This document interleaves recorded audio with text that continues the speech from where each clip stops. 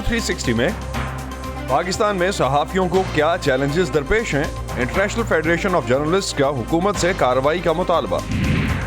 पहले अमरीकी सदर जॉर्ज वाशिंगटन के तारीखी घर और उनकी जिंदगी के दिलचस्प हक़ाइक़। माउंट वर्नन जॉर्ज वाशिंगटन के दिल से बहुत करीब था, तो हमारे पास माउंट वर्नन और इर्द गिर्द के फॉर्म्स के बारे में इतने बहुत से मुसव्वदों की मौजूदगी वाकई खास बात है। और मुकम्मल तौर पर इलेक्ट्रिक गाड़ियों के नए मॉडल्स, शिकागो ऑटो शो की हाइलाइट्स। 2 लाख से ज़्यादा गाड़ियों की बुकिंग हो चुकी है और हम इनको पूरा करने की कोशिश कर रहे हैं।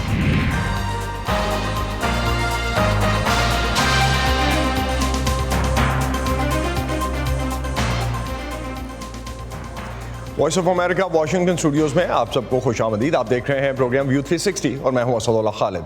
पाकिस्तान में एक सदारती हुक्मनामे के ज़रिए सोशल मीडिया से मुताल्लिक़ कानून prevention of electronic crimes act या पीका में एक ऐसी तरमीम मुतारिफ़ कराई गई है जिसके तहत किसी भी फ़र्द की किरदार कुशी करने की सज़ा 3 साल से बढ़ाकर 5 साल कर दी गई है।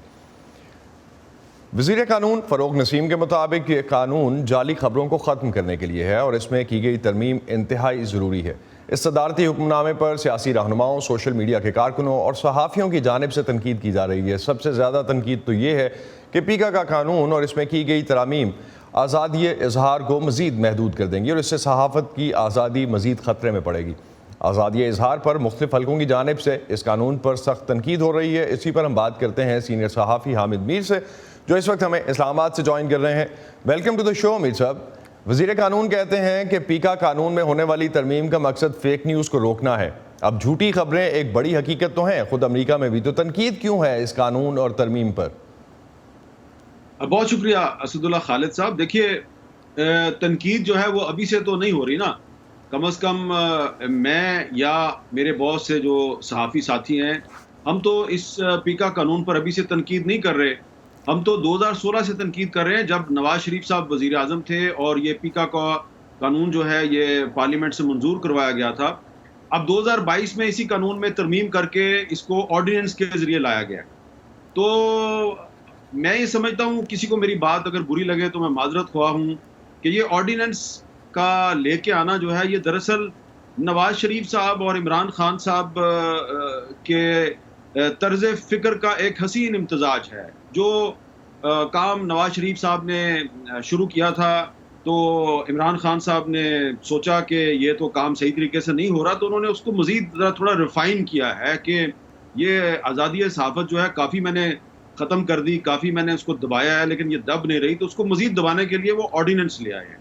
तो ये इमरान खान साहब इससे इनकार नहीं कर सकते कि वो नवाज शरीफ की जो सियासत है उसको आगे बढ़ा रहे हैं। हालांकि वो हमेशा कहते हैं कि वो माजी के सारे हुक्मरान चोर थे, लेकिन अगर वो चोर थे तो फिर आप उन्हीं चोरों की जो तर्ज़ सियासत है उसको आगे बढ़ा रहे हैं। और इसमें देखें, सबसे बड़ा ऑब्जेक्शन तो ये है कि वो तो कानून था नवाज शरीफ के दौर का, वो तो पार्लियामेंट ने पास किया था, और जब हम उसकी मुखालफत करते थे और हम ये उनको वार्न करते थे कि याद रखिएगा ये कानून कल को आपके खिलाफ इस्तेमाल होगा, तो उस वक्त की जो उनकी IT की मिनिस्टर थी अनोशे रहमान साहबा, वो हम लोगों को कहती थी कि आप किसी फॉरेन एजेंडे पे काम कर रहे हैं, आपको तो डॉलर मिलते हैं ये बातें करने की। अब वो मोहतरमा जो है वो गायब हैं, पता नहीं वो किधर चली गई। एक चीज़ अभी जो रिसेंटली हम कल से देख रहे हैं, पिछले 18-20 घंटों से खबरों में है, क्रेडिट स्विस वाला केस, अगर आपकी नज़र से भी गुजरा हो तो उसको पाकिस्तान में फिर कैसे रिपोर्ट किया जाएगा अगर इन कवानीन को हम मद्देनज़र रखें? तो देखिए, कोई भी कानून कोई भी कानून जो है वो आप इसलिए नहीं लेके आ रहे पाकिस्तान में कि आपने फेक न्यूज़ को ख़त्म करना है। फेक न्यूज़ को तो मैं ज़ाती तौर पे समझता हूँ कि ये आज़ादी सहाफ़त के लिए और सहाफ़त की क्रेडिबिलिटी के लिए एक बहुत बड़ा ख़तरा है। खुद मैं ज़ाती हैसियत में 2012 में मैंने सुप्रीम कोर्ट ऑफ पाकिस्तान में मैंने पिटीशन फाइल की थी कि पाकिस्तान में फ़ेक न्यूज़ ख़त्म होनी चाहिए और मीडिया का एक कोड ऑफ एथिक्स होना चाहिए, मिनिस्ट्री ऑफ इंफॉर्मेशन का सीक्रेट फंड बंद होना चाहिए। तो उस पर कई साल तक उस पर समातें हुई और फिर सीक्रेट फंड भी बंद हुआ। पैमरा का जो इसको कोड ऑफ एथिक्स है वो मेरी ही दरखास्त के नतीजे में सुप्रीम कोर्ट ने इन्फोर्स किया था। तो हम तो खुद फेक न्यूज़ के खिलाफ हैं और हम तो खुद चाहते हैं कि फेक न्यूज़ खत्म हो, लेकिन हुकूमत तो फेक न्यूज़ खत्म नहीं करना चाह रही ना। देखिए ना, ये कहते हैं ये कहते हैं कि झूठी खबरें जो हैं ये हमने खत्म करनी है। तो आप झूठी खबरें खत्म करना चाहते हैं, तो जो आप झूठे वादे करते हैं कौम से, وہ ختم کون کرے گا؟ اب آپ کہتے تھے کہ میں 1 کروڑ نوکریاں دوں گا، 50 لاکھ گھر بنا کے دوں گا، آپ نے ابھی تک نہیں بنائے. اسی پہ کرٹیسزم ہم ڈیفینیٹلی دیکھتے رہتے ہیں. ابھی میں سائبر کرائم ایکٹ پہ تھوڑا سا آپ کو دوبارہ لاؤں گا کہ اس پہ ہم اگر بات کرتے ہیں جو محسن بیگ پہ، ابھی صحافی محسن بیگ پہ بھی سائبر کرائم کے تحت ہی جو ہیں چارجز لگائے گئے ہیں، تو ان قوانین کا استعمال صحافیوں کے خلاف جو ہے وہ کس طرح سے دیکھتے ہیں آپ؟ دیکھیں، یہ جب ہم 2016 میں وارن کرتے تھے پی ایم ایل این کو یہ قانون ایک تو آپ کے خلاف استعمال ہوگا اور دوسرا یہ صحافیوں کے خلاف استعمال ہوگا، تو وہ ہمیں کہا جاتا تھا بالکل آپ کے خلاف استعمال نہیں ہوگا، بے فکر رہیں. لیکن ان کے اپنے دور میں ابھی نواز شریف صاحب وزیر اعظم تھے اور شاہد حقان صاحب وزیر اعظم تھے، تو اپوزیشن کے ورکرز اور صحافیوں کے خلاف اس کا استعمال شروع ہو گیا. اب جیسے عمران خان صاحب آئے تو 50 سے زیادہ صحافیوں پر یہ پیکا قانون کے تحت ایف آئی اے کارروائی کر چکی ہے، اور کوئی جو کارروائی ہے اس کا کوئی حتمی نتیجہ نہیں نکلا. خود میں نے ذاتی طور پہ میں نے 12 سے زیادہ درخواستیں دی ہیں پیکا قانون کے تحت ایف آئی اے کے سائبر کرائمز ونگ کو کہ یہ میرے خلاف فلاں لوگ فیک نیوز پھیلا رہے ہیں، میرے والد کی کردار کشی کر رہے ہیں، جھوٹے الزامات لگا رہے ہیں، ان کے خلاف کارروائی کریں. 1.5-2 سال ہو گئے ہیں، کسی ایک میری درخواست پہ کارروائی نہیں ہوئی. لیکن مراد سعید صاحب ایک درخواست دیتے ہیں 9 بجے اور 9:30 بجے اس پہ کارروائی ہو جاتی ہے. اور محسن بیگ صاحب پہ صرف سائبر کرائمز ایکٹ کے تحت کارروائی نہیں ہو رہی. آج تو ان کے خلاف ایک کو 30 سال پرانا کیس ہے وہ بھی کھول دیا ہے ان کے خلاف. ایک چیز کوئکلی لاسٹ پہ میں جاننا چاہوں گا سیاسی جماعتوں کے رویے کے بارے میں، اگر آپ مجھے 15 سیکنڈ میں کوئی کلوزنگ ریمارک دے سکیں. دیکھیں، یہ منافقت ہے. مسلم لیگ نون جو ہے اس نے پنجاب اسمبلی میں ایک ریزولوشن آج جمع کروا دیا ہے کہ جی یہ جو صدارتی آرڈیننس ہے پیکا قانون میں ترمیمی آرڈیننس، اس کی ہم مذمت کرتے ہیں. بھائی پہلے آپ اپنے 2016 کے اس پیکا آرڈیننس کی تو اس پیکا قانون کی تو مذمت کریں جو آپ کی حکومت لے کے آئی تھی. اور یہ حکومت جو ہے اس نے پہلے سوشل میڈیا رولز کے تحت کچھ مہینے پہلے یہی کام کرنے کی کوشش کی جو آرڈیننس کے ذریعے لے کے آئے ہیں. اس میں یہ ہوا کہ اسلام آباد ہائی کورٹ کے چیف جسٹس عطر من اللہ صاحب نے اس پہ کارروائی شروع کر دی. انہوں نے مجھے اس کیس میں عدالتی معاون بنایا. میں نے بھی اپنی ان کو رائے بتائی کہ یہ جو سوشل میڈیا رولز حکومت لانا چاہ رہی ہے اس کے تحت پیکا قانون کو پہلے سے زیادہ لیتھل بنایا جائے گا اور آزادی صحافت کا گلا گھونٹا جائے گا. شاید انہی ریمارکس کو میر صاحب ہم دیکھیں گے کہ کیس آگے کیسے چلتا ہے اور منیلا صاحب کی عدالت اس کو کیسے لے کے چلتی ہے. بہت شکریہ ہمیں وقت دینے کا. صحافت کا شعبہ دنیا بھر میں ایک خطرناک شعبہ سمجھا جاتا ہے. لوگوں کی کہانیاں دنیا تک پہنچانی ہوں یا جنگ، تنازعات، قدرتی آفات اور جرائم کی رپورٹنگ، صحافی ان خطروں کا براہ راست سامنا کرتے آئے ہیں. ماہرین کا ماننا ہے کہ مسلسل اس پریشر میں کام کرنے سے صحافیوں کے ذہن پر وقت کے ساتھ سنگین اثرات مرتب ہو سکتے ہیں. بیشتر ترقی پذیر ملکوں کی طرح پاکستان میں بھی اکثر کوئی صحافی ذہنی دباؤ یا ڈپریشن کا شکار ہو تو اس مسئلے کو سنجیدگی سے نہیں لیا جاتا. پھر مہنگا علاج بھی اکثر کسی قسم کی تھیراپی کروانے کی راہ میں ایک بڑی رکاوٹ رہتا ہے. ملک کے سب سے بڑے شہر کراچی میں صحافیوں کے لیے ایک ادارہ مفت تھیراپی کی سہولت دے رہا ہے. کراچی سے سدرا ڈار کی رپورٹ. عمران علی کا صحافت میں 17 برس کا تجربہ ہے. کوریج کے دوران ایک جلتی بس میں سلنڈر کے دھماکے نے انہیں بری طرح جھلسا کر رکھ دیا تھا، جس کے بعد وہ کئی ماہ زیر علاج رہے. واقعہ گزرے کئی برس بیت گئے لیکن آگ کے شعلوں کا خوف آج بھی ان کے دل سے نہ نکل سکا. عمران کی طرح جلسے، ریلیاں، دھماکے، فسادات کی کوریج میں سب سے آگے رہنے والے کیمرامین کہیں نہ کہیں کسی ذہنی دباؤ کا شکار ہوتے ہیں، لیکن اس کا اظہار وہ کھل کر نہیں کر پاتے. بظاہر ظاہر نہیں کرنا ہوتا کہ آپ اندر سے تھوڑے بہت خوف زدہ ہیں، لیکن بس اپنا کام کرنا ہے، کام کر رہے ہوتے ہیں. سائیکلوجیکل تھیراپی کا تو کبھی سوچا نہیں، لیکن ایسا ہونا چاہیے. لیکن بدقسمتی کے ساتھ ہمارے پاکستان میں اس کو برا سمجھا جاتا ہے. وہ بندہ نفسیاتی ہو گیا، اس لیے سائیکیٹرسٹ کے پاس جاتا ہے. احمد رحمان کرائم رپورٹر ہیں. شہر میں کیا ہو رہا ہے اس پر ان کی کڑی نظر ہے. بے امنی، دھماکے، مسخ شدہ لاشیں یا اسپتال پہنچنے والے زخمیوں کو دیکھنا ان کا معمول رہا ہے. میں جو ہے وہ گھر پہ سو رہا تھا اور اٹھ کے میں نے ایک دم جو ہے وہ اپنی اہلیہ سے پوچھا کہ تم نے کیا کوئی دھماکے کی آواز سنی؟ تو وہ حیران ہو گئی. اس نے کہا نہیں. میں نے کہا نہیں، کہیں دھماکہ ہوا ہے، تم نے آواز سنی ہے؟ تو اس نے مجھے کہا نہیں. میں نے کہا مجھے ایسا لگ رہا ہے. اس نے کہا نہیں، آپ شاید خواب دیکھ رہے تھے، شاید خواب میں ایسا ہوا ہے کیونکہ آپ سو رہے تھے. اس کے بعد میں نے ایک دو اپنے دوستوں سے اس بات کو ڈسکس کیا، اپنے باسز سے ڈسکس کیا. تو انہوں نے مجھے بولا یار تم کچھ دن آرام کرو گھر پہ، اب فون سے دور ہو جاؤ. تو پھر میں نے کچھ دنوں کا بریک لینا شروع کیا. جرنلزم کی ایک فیلڈ ہے، میرے خیال میں اس میں بھی جس طرح کا ایکسپوجر جرنلسٹ کو ملتا ہے، جو کانٹینٹ ہے جس سے آپ ڈیل کرتے ہیں، وہ زیادہ تر ہماری سوسائٹی کی ساری جو نگیٹو چیزیں ہوتی ہیں، جو مسائل ہوتے ہیں، جو لوگوں کے صدمے ہوتے ہیں، جو چیلنجز ہوتے ہیں، انہی سے ڈیل کرتے ہیں نا۔ ڈاکٹر آشا بیدار centre for excellence in journalism میں صحافیوں کی تھراپی کرنے اور ان کو ذہنی دباؤ سے نکالنے کا کام سر انجام دے رہی ہیں۔ یہاں پہ آگ لگ گئی، یہاں پہ ایکسیڈنٹ ہو گیا، ریپ کی نیوز آ رہی ہے، بیماری کی نیوز آ رہی ہے، ہیلتھ میں کیا مسائل ہیں، اس فیملی کے ساتھ ہی ہو گیا، چھت گر گئی، بارش ہو گئی، فلڈ آ گیا، زلزلہ آ گیا۔ تو اس طرح کے اتنا زیادہ کانٹینٹ ہوتا ہے کہ کوئی بھی انسان ہوگا، میرے خیال میں یہ سمجھنا کہ جو ایک انسان ہے تو وہ ایک روبوٹ کی طرح تو نہیں چلتا کہ نیوز آ رہی ہے اور ہم پہ کوئی اثر ہی نہ ہو۔ شیما کا شمار ان صحافیوں میں ہوتا ہے جنہیں سوشل میڈیا اور موبائل پر آنے والی حساس نوعیت کی خبروں نے متاثر کیا۔ جب میں نے یہ سیشنز لیے اور میں نے 3 سے 4 مہینے یہ سیشنز لیے اور مختلف ٹائم پیریڈ کے ساتھ لیے، تو میں آہستہ آہستہ اس اپنے ایموشنلی جو ویک میں ہو گئی تھی، اور وہ مجھے بہت انرجی ملی، اور ایموشنل تھراپی کی وجہ سے میں اپنے آپ کو اسٹرانگ فیل کرنے لگی۔ پاکستان کے کسی بھی نیوز چینل میں صحافیوں کو ذہنی دباؤ سے نجات یا کاؤنسلنگ کا کوئی شعبہ میسر نہیں۔ ڈاکٹر آشا کے مطابق صحافیوں کا نفسیاتی دباؤ میں رہ کر کام کرنا ایک اہم مسئلہ ہے، وہیں مینٹل ہیلتھ کا اسٹگما بھی صحافیوں کو تھراپی کی جانب آنے سے روکتا ہے۔ صحافی کو دنیا بھر میں بے باک اور بے خوف ہونے کی علامت سمجھا جاتا ہے، تاہم جب یہ صحافی اپنے کام کے سبب کسی ذہنی دباؤ کا شکار ہوتے ہیں تو معاشرے میں نفسیاتی مسائل کی جانب پائے جانے والے منفی رویے انہیں کسی بھی قسم کی طبی مدد لینے کی ان کی راہ میں حائل ہوتے ہیں۔ کسی حد تک یہ صحیح بھی ہے کہ ہم جب اپنے لیے ایک طرح سے کسی بھی فیلڈ کا چناؤ کرتے ہیں تو اپنی سکلز اور وہ دیکھ کے کرتے ہیں، لیکن انسان بھی ہیں ہم۔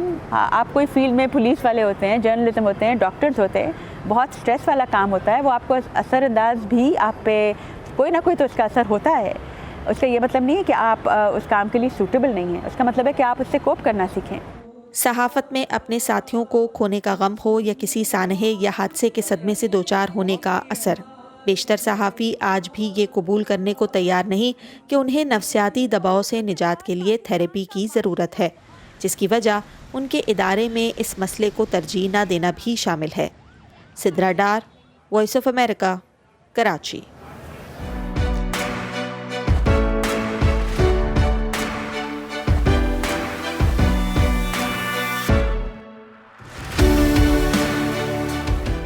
ہمارا ہفتہ وار سیگمنٹ کام کی بات آج خاص طور پر ایسے لوگوں کے بارے میں ہے جن کے خیال میں کاروبار کے لیے خاص پیشہ ورانہ مہارت اور بڑے سرمایہ کی ضرورت ہوتی ہے، لیکن پاکستان میں گھروں سے کامیاب کاروبار کرنے والی بہت سی خواتین اور مرد حضرات اس خیال کو غلط ثابت کر رہے ہیں۔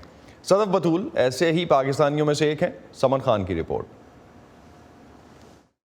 ہمیں یہ لگتا ہے ہم نے دوبارہ سے اس کو زندگی دی ہے، اس وجہ سے کہ لوگ اس کو بنانا چھوڑ گئے ہیں ٹائم کی کمی کی وجہ سے، لیکن ان کے ذہن میں اس کا جو ہے وہ ذائقہ، خوشبو، کسی نے اپنے نانی، کسی نے دادی، کسی کی اماں بناتی تھی تو وہ ذہن میں موجود ہے لیکن زبان پہ نہیں ہے۔ تو ہماری کوشش یہی ہے کہ ہم لوگ سب کی زبان تک یہ ٹیسٹ لے کے جائیں۔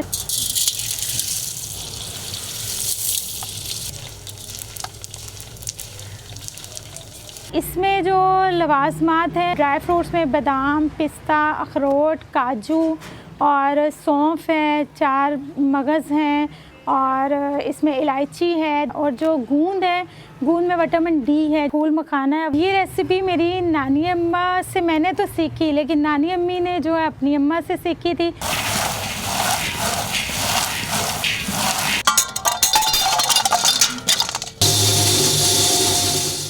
اصل میں یہ بنتی تھی گندم کے آٹے سے اور مونگ دال کے ساتھ، سوجی کے ساتھ بھی بنتی ہے، لیکن جو گندم کا آٹا اور مونگ دال ہے یہ ہماری روایتی پنجیری جو ہے وہ ہے۔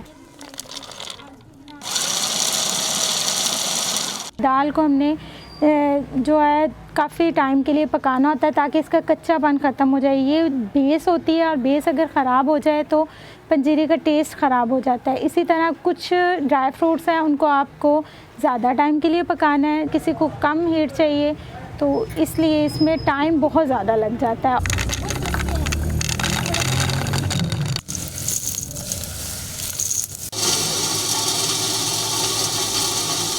ہر سردیوں میں جو دوست احباب، مہمان، رشتہ دار آتے تھے، کھاتے تھے، ان کو بہت اچھی لگتی تھی۔ तो इस साल हस्बैंड ने सोचा, मुझे कहा कि क्या हम लोग इसको एज अ बिज़नेस लें, क्योंकि हम लोग तो बना लेते हैं घर में, कुछ लोग ऐसे होते हैं जो टाइम की कमी की वजह से बना नहीं पाते। ये काम मैंने शुरू किया और मेरे हस्बैंड, मेरे भाई, बच्चे भी मदद करते हैं। पहले हम लोग 10 केजी पंजीरी जो है वो एक वीक में सेल करते थे, अब अल्हम्दुलिल्लाह बढ़ते बढ़ते 60 केजी तक जो है ना वो सेल कर रहे हैं एक वीक में। जितना फ़ायदा मुझे हो रहा है इससे ज़्यादा फ़ायदा साथ दूसरों को, उनकी नानी अम्मी और दादी अम्मी तो मैंने याद करवा दी है पंजीरी के साथ। जब आप अपनी रवायत को बरकरार रखते हैं तो इससे हमें 2 फ़ायदे मिलते हैं, एक आपको अपना माली फ़ायदा मिलता है और एक आपको इस चीज़ की खुशी होती है कि आप अपने सब लोगों में अपने जो रवायत है उसको बरकरार रखा हुआ है। 1968 में अमेरिकी कांग्रेस ने मुल्क के 2 नुमाया सदूर जॉर्ज वाशिंगटन और अब्राहम लिंकन को खराज तहसीन पेश करने के लिए हर साल फरवरी के तीसरे पीर को प्रेसिडेंट डे के तौर पर मनाने की मंजूरी दी थी। तब से आज तक उस दिन कौमी तातील जो शुरू हुई जारी है। 1971 में सदर निक्सन ने इसमें तरमीम करके इस दिन को माजी के तमाम सदूर से मुंसलिक कर दिया। आइए आपको दिखाते हैं अमेरिका के पहले सदर जॉर्ज वाशिंगटन की रियासत वर्जीनिया में मौजूद आबाई घर। इस घर पर हमने आपको गुज़िश्ता साल भी ये रिपोर्ट दिखाई थी। फ़ायज़ा बुखारी हमें बता रही हैं इस तारीखी घर में दिलचस्पी की क्या वजह है।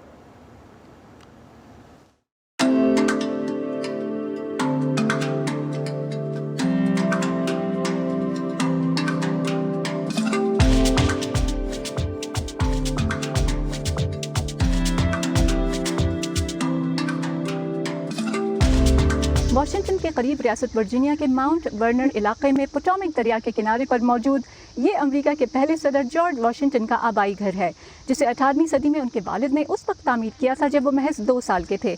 उस वक्त के नौआबादियाती दौर में बनाए जाने वाले घरों के मुकाबले में ये घर रकबे के एतबार से तकरीबन 10 गुना बड़ा था, जबकि जॉर्ज वाशिंगटन ने बाद में इसमें कई तब्दीलियाँ भी की।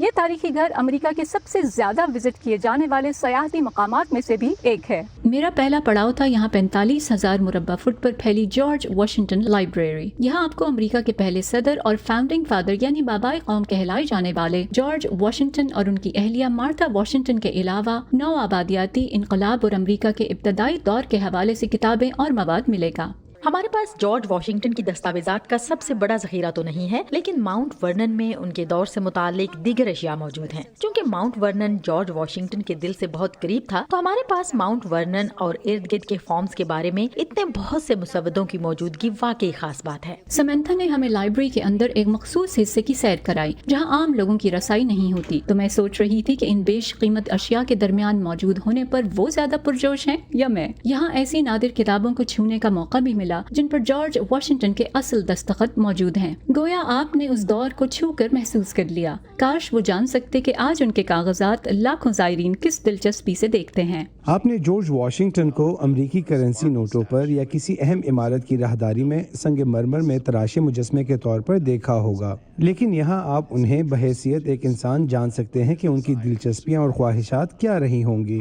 अमेरिका में वो दौर स्याह फाम अफराद की गुलामी का था। माउंट वर्नन में आप उनके रिहायशी क्वार्टर्स और तर्ज जिंदगी की अक्कासी देख सकते हैं। चंद ही अशिया अपनी असल हालत में मौजूद हैं, जबकि अक्सर को बहाल किया गया है। यहाँ के मुख्तसर दौरे के बाद हम जंगल के सुकूत में डूबे जॉर्ज और मार्था के मकबरे पर पहुँचे। ज़ायरीन को ताले लगे दरवाजों के पार से ही बानी कौम की आखिरी आरामगाह देखने की इजाजत है, लेकिन जब हमारे लिए ये दरवाजे खोल दिए गए तो दिल की धड़कन बढ़ने के साथ हमारे काम में भी तेजी आ गई। मकबरों की बहुत सी फुटेज बनाने के अलावा सेल्फीज का मौका भी जाने नहीं दिया। अमेरिका के पहले सदर की आखिरी आरामगाह को इतने करीब से देख पाना कोई मामूली बात नहीं। जनरल जॉर्ज वाशिंगटन की आखिरी आरामगाह दाएं जानिब है, उनकी एहलिया बाएं जानिब दफन है। अकब में उस ब्राउन दरवाजे के पीछे उनके खानदान के 25 अफराद की और मकबरे की दाएं जानिब 3 अफराद की कब्रें हैं। कुल मिलाकर यहाँ इस खानदान के 30 अफराद की कब्रें हैं। मकबरे से अफसरदगी की कैफियत लिए हमारा आखिरी पड़ाव था जॉर्ज वाशिंगटन का आबाई घर, जो इस तारीखी जागीर पर सालाना 11 लाख ज़ायरीन की खुसूसी दिलचस्पी का मरकज है। 18वीं सदी की इस यादगार की भी अक्सर अशिया और दरो दीवार को बहाल किया गया है। मुख्तलिफ कमरों को बिल्कुल उसी अंदाज में सजाया गया है जब जॉर्ज वाशिंगटन यहाँ रहते थे, ताकि यहाँ आने वालों को ऐसा लगे कि वो खुद उस दौर में मौजूद हैं। पूरा दिन गुजारने के बाद हम बहुत सी खूबसूरत यादें समेटे और यहाँ दोबारा आने करने के इरादे के साथ एक खुसूसी कार्ट के जरिए रवाना हुए तो गोया 18वीं सदी से वापस अपनी सदी में दाखिल हो गए। आइंदा आपको अमेरिका की किसी और तारीखी इमारत की सैर पर लेकर जाएंगे। उस वक्त तक के लिए मेरे और कैमरामैन क़ज़ाफ़ी बाबर की जानिब से बाय। 2022 के शिकागो ऑटो शो की अहम झलकियों में से एक शोरूम्स में जल्द आने वाली नई किस्म की इलेक्ट्रिक गाड़ियों की नुमाइश है। ये ऑटो शो शुमाली अमेरिका की सबसे बड़ी और तवील अरसे से जारी गाड़ियों की नुमाइश में से एक है। वॉइस ऑफ अमेरिका की ये report. Jason turbo Ford company के मार्केटिंग मैनेजर हैं और वो ऑटो शो में एक ऐसी गाड़ी की तशहीर कर रहे हैं जो अभी तक डीलर्स के पास दस्तयाब नहीं है, लेकिन मुस्तकबिल करीब के लिए इस मॉडल की तमाम गाड़ियां पहले से ही फरोख्त हो चुकी हैं। 2 लाख से ज्यादा गाड़ियों की बुकिंग हो चुकी है। वो किसी जदीद तरीन SUV या स्पोर्ट्स यूटिलिटी गाड़ी या आला कारकर्दगी वाली स्पोर्ट्स कार के बारे में बात नहीं कर रहे। वो एक नए फुल साइज पिकअप ट्रक की तशहीर कर रहे हैं जो उस चीज के बायस काबिल तवज्जो है जो इसमें शामिल नहीं, यानी एक रवायती combustion engine. Ford F-150 lightning नाम का ये ट्रक मुकम्मल तौर पर इलेक्ट्रिक है। ऐसे में जब अमेरिका में 2021 में रवायती पिकअप ट्रक्स की फरोख्त सबसे ज्यादा रही, जेसन टर्बो तस्लीम करते हैं कि ऐसा नहीं लगता कि एक मुकम्मल इलेक्ट्रिक गाड़ी या EV पिकअप ट्रक पेट्रोल से चलने वाली ट्रकों जैसी पजीराई हासिल कर पाएगा। ये मार्केट में मौजूदा ट्रकों की मानंद ही गाड़ियों को खींचने और सामान को लाने ले जाने के काम करेगा और इतना ही पायदार भी है। लाइटनिंग ट्रक के खरीदने वाले उसकी तकरीबन 600 किलोमीटर तक सफर करने की रेंज से परेशान नजर नहीं आते, जिसके बाद उसकी बैटरी को दोबारा चार्ज करने की जरूरत होगी। बेशतर अफराद एक दिन में 600 किलोमीटर का सफर नहीं करते, लेकिन वो चाहते हैं कि उनकी गाड़ियों में शुमाल की तरफ जाने, छोटे सफर पर जाने या तवील सफर पर जाने की सलाहियत होनी चाहिए। निकोल क्रैट्स जनरल मोटर्स की बिजली पर चलने वाले नए शेवरोले सिल्वराडो EV पिकअप ट्रक की चीफ इंजीनियर हैं, जो बराह रास्त फोर्ड F-150 लाइटनिंग से मुकाबले पर है। वो कहती है कि पूरे अमेरिका में चार्जिंग स्टेशंस का बढ़ता हुआ नेटवर्क सार्फिन को बरकी गाड़ियों की मौजूदा रेंज के बारे में बेतमिनानी पर काबू पाने में मावन साबित हो रहा है। सार्फिन ज्यादा फासला तय करने की हद और सलाहियत चाहते हैं। चार्ज स्टेशनों के साथ हमें EV तरक्की की हिकमत अमली और दीगर चार्ज स्टेशन कंपनियों के साथ शराकत दारी वाकई हमें सलाहियत देगी कि हम 640 किलोमीटर की हद से भी तजावुज़ कर सकें। निकोल का कहना है कि सिल्वराडो EV नई इलेक्ट्रिक गाड़ियों में ताज़ा तरीन पेशकश है और जनरल मोटर्स उसे जल्द ही डीलरशिप्स को भेजने का इरादा रखती है। हमने सन 2025 तक 1 लाख इलेक्ट्रिक गाड़ियां सड़क पर लाने की बात की है। ये इलेक्ट्रिक गाड़ियां 35 मॉडल्स में दस्तयाब होंगी। इलेक्ट्रिक गाड़ियों के हवाले से फोर्ड्स के भी बुलंद नजर मंसूबे हैं। हम अगले 2 सालों में $30 अरब की सरमायाकारी कर रहे हैं और वाकई सोचते हैं कि अमेरिकी मार्केट में 2030 तक हमारी 40% गाड़ियां इलेक्ट्रिक होंगी। गाड़ियों की दूसरी कंपनियां भी नए EV मॉडल्स को मार्केट में ला रही हैं। टेस्ला कार कंपनी अपने पहले से मशहूर गाड़ियों की फहरिस्त में जल्द ही एक मुकम्मल इलेक्ट्रिक साइबर ट्रक का इजाफा करेगी। रिवियन कंपनी भी इस साल के आखिर में अपने नए ट्रक के लिए पहले ऑर्डर्स की फराहमी का मंसूबा बना रही है। पिकअप ट्रक की मार्केट वसी हो रही है। मैं ऑटो इंडस्ट्री में एक और तब्दीली के बारे में बहुत अच्छा महसूस कर रही हूँ। अब सही वक्त है। बैटरी की कीमतें कम हो गई हैं और चार्जिंग स्टेशंस का बुनियादी निज़ाम भी बेहतर हो रहा है। ये EV पहले से ही बहुत मकबूल हैं और फोर्ड F-50 लाइटनिंग खरीदने के लिए सार्फिन को इंतजार करने वालों की फहरिस्त में शामिल होने के लिए भी इंतजार करना पड़ता है। अभी हमने बुकिंग का काम बंद कर दिया है। हम पहले ऑर्डर्स को मुकम्मल करने पर तवज्जो मरकूज किए हुए हैं। केन फैराबा के साथ Imran Jadoon, voice of America. 2022 के शिकागो ऑटो शो पे ख़त्म करते हैं आज का व्यू 360। स्टे सेफ और प्रोग्राम पर अपने फीडबैक के लिए आप आ सकते हैं facebook.com/VOA उर्दू के पेज पर। इसके अलावा ट्विटर और इंस्टाग्राम पर हमारा हैंडल है @urduvoa। अब तक के लिए इतना ही। असदुल्लाह खालिद को इजाज़त दीजिए। खुदा हाफिज़।